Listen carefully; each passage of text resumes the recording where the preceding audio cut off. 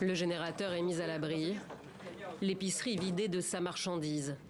Un déménagement forcé dans l'urgence. Nous avons beaucoup de bombardements. Chaque jour, il y a des dizaines de tirs. C'est très effrayant d'être ici. Nous partons. Partir ou mourir. La ville de Toretsk, dans le Donbass, est dans le viseur des forces russes depuis le début du mois.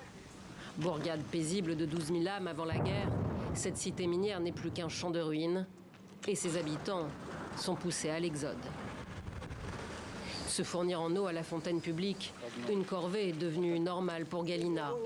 À 60 ans passés, elle a décidé de rester.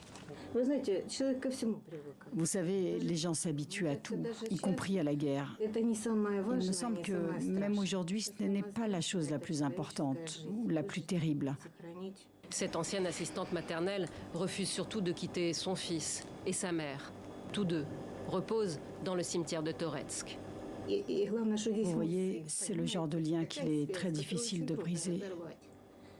Je ne peux pas partir. Je ne peux pas. Galina et son mari sont aussi privés d'électricité. Alexandre tue le temps dans son atelier plongé dans l'obscurité. Il a longtemps espéré que sa ville natale serait épargnée. C'était une ville de mineurs. C'était une bonne ville. Petite, toujours propre. Il y avait beaucoup de roses. Il y avait beaucoup de fleurs. Située à 40 km au nord de Donetsk, occupée par les Russes et à moins de 5 km de la ligne de front, la prise de Toretsk par les forces du Kremlin ouvrirait la voie à celle de Kramatorsk, principale ville de la région que les Ukrainiens contrôlent encore. Les troupes, déployées pour contrer l'offensive, avouent être épuisées. L'aviation tactique est activement utilisée dans la ville, c'est-à-dire les bombes aériennes guidées.